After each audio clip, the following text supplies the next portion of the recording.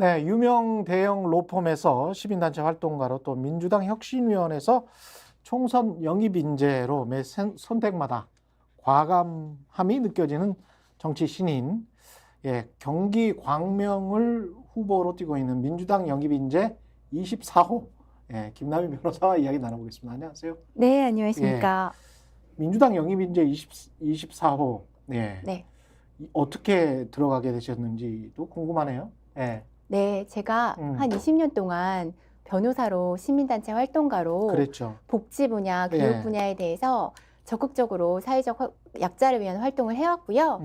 그런데 결정적으로 영입 인재가 된 계기는 아무래도 작년에 민주당 혁신위를 하면서 민주당의 문제점에 대해서 외부 전문가 입장에서 어느 정도 뭐 대안을 제시하는 그런 활동을 하면서 민주당과 인연을 맺게 됐고 그 과정에서 정치 입문에 대한 제의를 받게 됐고요. 그래서 이 자리에 오게 된 것 같습니다.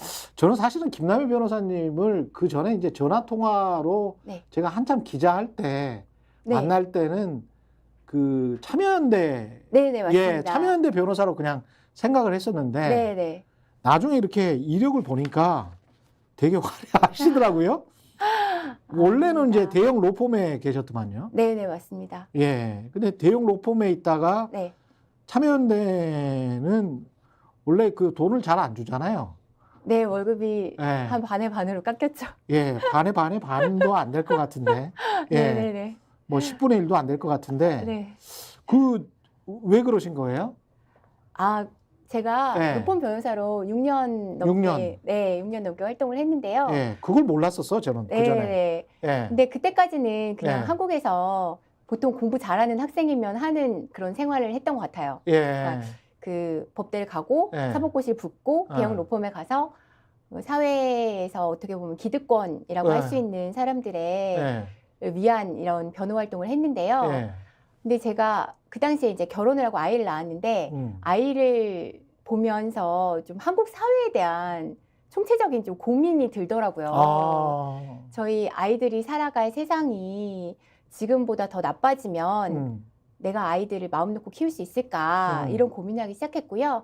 그리고 제가 어릴 때부터 항상 좀 사회적 약자의 문제에 대해서 관심이 많았는데 그것과 관련된 활동을 못하면서 살았던 것에 대한 부채의식도 있었어요. 그래서 그때 좀 고민을 하다가 모든 사람들이 좀 더 존엄하게 살 수 있는 그런 활동을 하고 싶다라는 그런 마음을 먹고 사실은 제가 오랫동안 공익활동 해왔던 친구에게 그런 마음이 들었는데 무엇을 하면 좋냐라고 말을 했더니 그 친구가 참여연대 사회복지위원회에서 활동을 한번 해봐라라고 제안을 해서 제가 친구 덕인지 친구 때문인지 그렇게 시민단체 활동에 뛰어들게 된 것 같습니다. 몇 년 하셨던 거죠? 참여연대에서? 참여연대요. 제가 2011년에 입사해서요.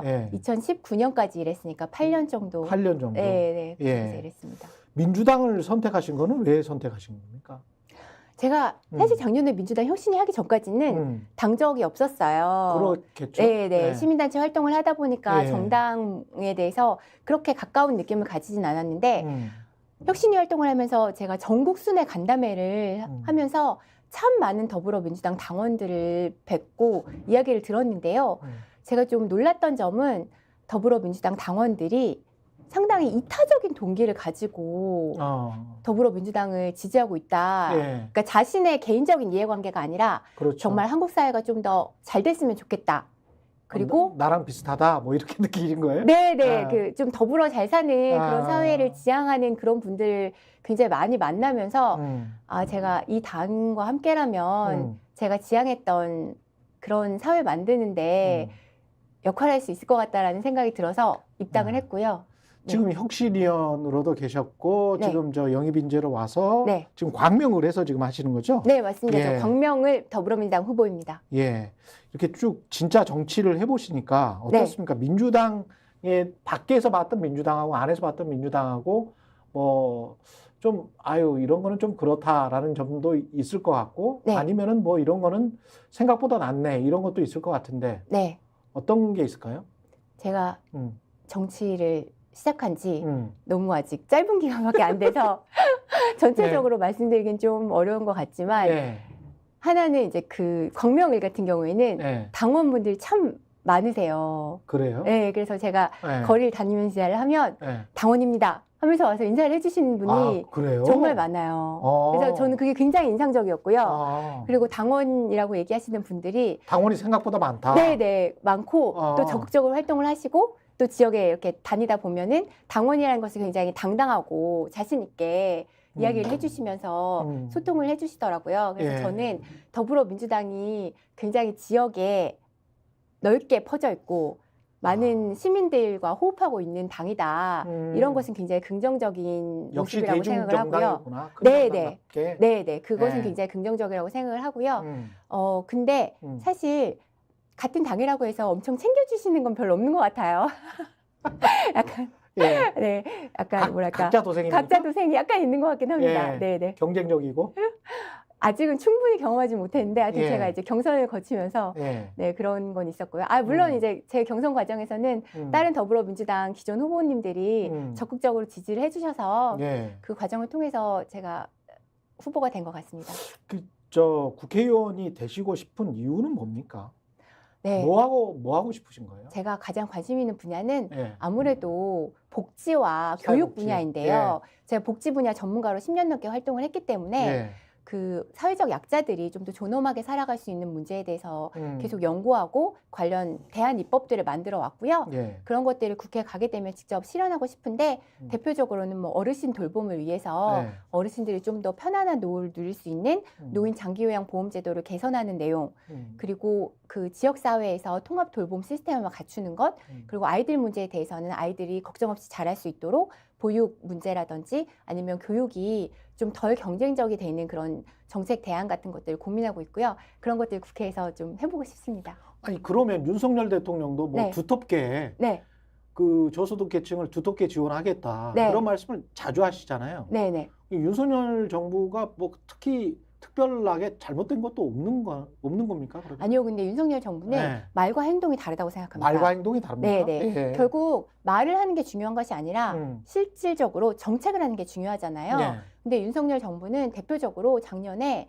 그 부자 감세 같은 걸 통해서 엄청난 세수 평가를 냈어요. 예. 그래서 사상 최대의 세수 평가였는데 그 과정에서 어떤 문제가 있었냐면 예. 지역에 지급해야 할 지방 교부금이나 교육청에 지급해야 할 교육청 교부금 등을 제대로 지급을 안 했고요. 세수가 부족해서. 네네, 세수가 예. 부족해서 원래 교육청과 지자체에 줘야 될 돈을 안 줬어요. 예. 그래서 그 과정에서 어떤 문제점들이 생기냐 하면 원래 지역에서 활동하고 있던 복지 그 단체나 아니면은 복지 인력들이 축소되고 그 꼭 받아야 할 그런 예산들이 집행이 안 되고 그래서 결국 사회적 약자들이 굉장히 큰 피해를 입고 있는 것을 제가 계속 현장에서 이야기를 듣고 있거든요. 예. 그래서 말로는 뭐 사회적 약자를 위한 복지를 한다고 하지만 돈을 안 주면 복지는 할 수가 없어요. 그렇죠. 네, 근데 가장 중요한 그런 예산 문제, 그 재정 문제를 해결하지 않음으로 인해서 복지에 대해서는 굉장히 비겁한 태도를 가지고 있다고 생각합니다. 스픽스는 말하는 언론입니다. 대세는 유튜브,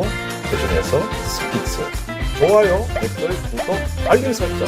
여러분이 저희를 사랑해 주시고 우리가 여러분을 사랑하는 4가지 방법입니다.